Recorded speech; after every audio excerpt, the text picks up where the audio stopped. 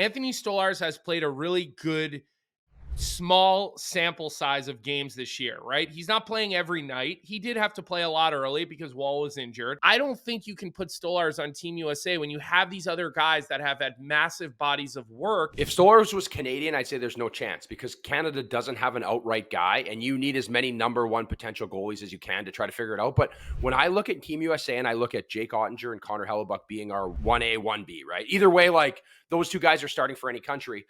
I don't mind the idea of a guy who's been in that role, who understands it, who gets thrown into a tough situation. He can go in there and play well. If you get the Stolarz, you're kind of screwed anyway at this point, I would assume, right? Like you're not really, Hellebuck's leash is going to be so long, and you're going to bring in a guy that can gain experience, can be a good locker room, a good number 3 guy. Not that Jeremy Swayman can't, but he's more labeled as your number 1 outright guy.